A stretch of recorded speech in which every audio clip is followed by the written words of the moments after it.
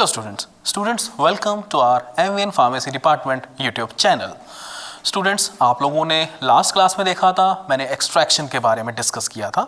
Extraction के कौन कौन से फैक्टर्स हैं उसके बारे में डिस्कस किया था और साथ में कौन कौन से सॉल्वेंट्स यूज़ किए जाते हैं उसके बारे में डिस्कस किया था। जैसे कि मैंने आपको बताया था उस लेक्चर में कि कुछ प्रोसेस होती हैं जो कि एक्सट्रैक्शन प्रोसेस को एक्सट्रैक्शन करने के लिए यूज़ की जाती है। तो उसमें सबसे पहली जो प्रोसेस मैं जो डिस्कस करने वाला हूं वो है मैसरेशन प्रोसेस। कौन सी प्रोसेस है? Maceration process. Maceration process double maceration भी है एक प्रोसेस, ट्रिपल मैसरेशन भी है। अगर आपको कंसंट्रेटेड प्रोडक्ट चाहिए तो वहां पे हम डबल और ट्रिपल मैसरेशन यूज करते हैं।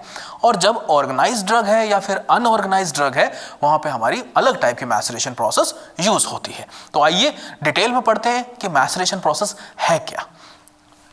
यहाँ पे देख सकते हैं आप, a process for tinctures means extraction process जो हमें करनी है। Maceration process is used for preparation of tinctures made from organised drugs. कौन सी ड्रग्स? Organised drugs. स्टूडेंट्स, ये जो पॉइंट्स हैं ये आप लोगों को नोट करने हैं। नोट क्यों करने हैं? क्योंकि ये एग्जाम के पॉइंट ऑफ व्यू से, एमसीक्यूज के पॉइंट ऑफ व्यू से बहुत इंपॉर्टेंट है।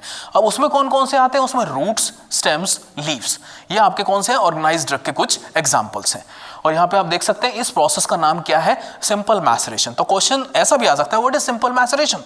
तो आप बताएंगे a process for the tinctures made from organised drugs is known as simple maceration.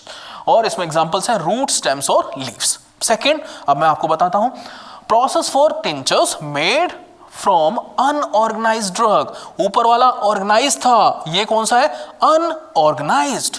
Example इसमें देखें, ओलियो रेजिन्स, गम रेजिन्स। और इसको हम जो बोलते हैं मैसरेशन विद एडजस्टमेंट। ऊपर वाला सिंपल मैसरेशन था, यह है मैसरेशन विद एडजस्टमेंट। अब थर्ड प्रोसेस जो इसके अंदर रहती है, process for obtaining concentrated preparations. कौन कौन से हैं जिसके अंदर डबल मैसरेशन और ट्रिपल मैसरेशन आ जाता है? स्टूडेंट्स, प्रोसेस समझाता हूं आपको, प्रोसेस में है क्या क्या एपरेटस चाहिए होता है इसके अंदर। स्टूडेंट्स, एक बॉक्स चाहिए। अगर मैं एपरेटस की बात करूं तो एक वाइड माउथ बोतल चाहिए जिसके ऊपर एक टाइट स्क्रू वाला एक कंटेनर, मतलब एक स्टॉपर हो। उसके अंदर हमें सॉल्वेंट डालना है। सॉल्वेंट लेट से हम अल्कोहल ले रहे हैं, उसके अंदर हम कौन सी ड्रग डालेंगे? हम यहाँ पे ऑर्गेनाइज्ड ड्रग ले लेंगे। ऑर्गेनाइज्ड ड्रग ली आपने, उसको उसके अंदर डाल दिया। डालने के बाद 7 डेज तक उसको रख देना है। 7 डेज तक रखने के बाद जब 7 दिन हो जाए उसके बाद उसको आपको स्ट्रेन करना है। स्ट्रेन करने के बाद आप क्या देखेंगे? आपके पास एक फिल्ट्रेट अलग से इकट्ठा हो जाएगा। उसके बाद जो आपका मार्क बचेगा जो कि उसके अंदर इनसॉल्युबल मटेरियल था, उसको आपको प्रेस करना है। प्रेस करने के बाद उससे भी आपका एक लिक्विड निकलेगा, वो है स्ट्रेन्ड लिक्विड। उसको आपस में आपको मिक्स करना है। एक चीज का ध्यान रखना है, यहाँ पे एडजस्टमेंट नहीं होती है वॉल्यूम की, तो आपको केयरफुली इस मेथड को करना है क्योंकि इसमें आपको known amount of solvent initial stage पे ही ले लेंगे। तो यहाँ पे आप देख सकते हैं a wide mouth container bottle with a well stoppered. Second is close the container. क्यों क्लोज किया जाता है? To prevent the evaporation of organic solvent.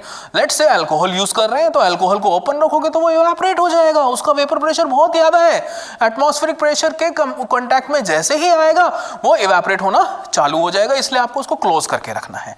Next is may lead to the variation in the strength. मतलब अगर evaporate हो गया तो जो स्ट्रेंथ है उसमें वेरिएशन हो जाएगा और यहाँ पे हमें एडजस्टमेंट करनी नहीं है, तो इस चीज का आपको ख्याल रखना है। तो ये एपरेटस के बारे में है। अब हम मेथड के बारे में डिस्कस करेंगे।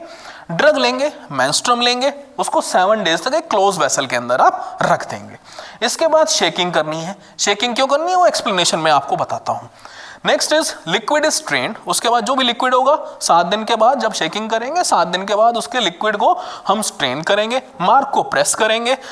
एक्सप्रेस लिक्विड और स्ट्रेन लिक्विड दोनों को आपस में मिक्स किया जाएगा। उसके बाद उसे फिल्टर किया जाएगा। क्यों किया जाएगा वो अब एक्सप्लेनेशन में हम एक एक पॉइंट करके पढ़ेंगे।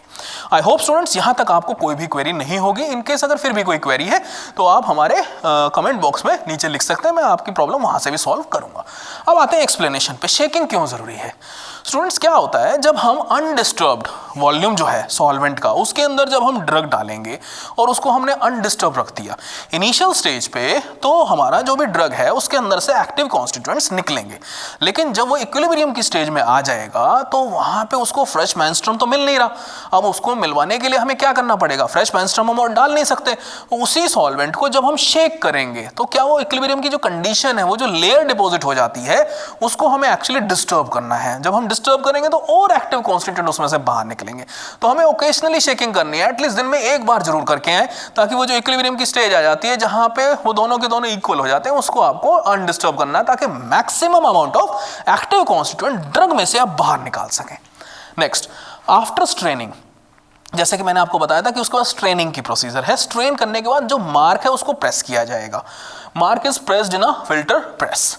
Mark can be squeezed out in a muslin cloth. Students, आप लैब के अंदर जब एक्सपेरिमेंट करेंगे तो आप मसलिन क्लॉथ भी ले सकते हैं। फिर आप क्या करिए, फनल लीजिए, फनल में मसलिन क्लॉथ लगाइए, सॉल्वेंट जो है आप जब उसे डालेंगे तो ऊपर आपका जो मार्क है वो रह जाएगा। मार्क मतलब जो ऑरेंज के पील्स आपने लिए हैं वो ऊपर रह जाएंगे।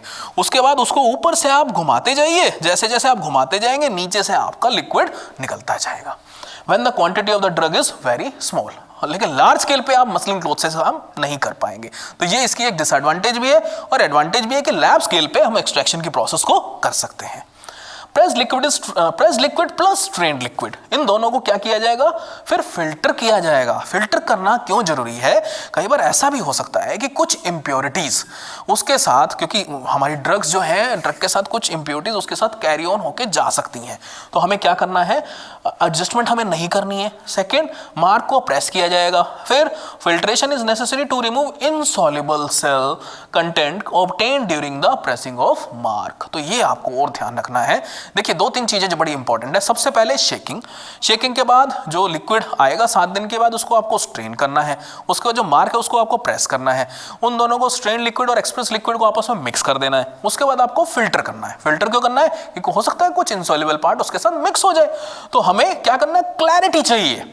हमें क्या चाहिए, एक ऐसा लिक्विड चाहिए जो मतलब हमारा वहां पे उस जो लिक्विड है वो ऐसा होना चाहिए कि वहां पे वॉल्यूम की भी एडजस्टमेंट करने की जरूरत ना पड़े। हमने जितना सॉल्वेंट डाला है उतना हमें रिकवर कर ले, ताकि एक्टिव कॉन्स्टिट्यूएंट हमें ज्यादा से ज्यादा मिल जाए।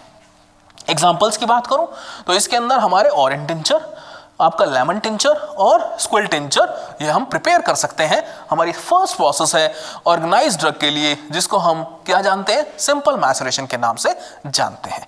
स्टूडेंट, नेक्स्ट क्लास के अंदर मैं ये 2 मेथड्स के बारे में आपको डिस्कस करूंगा।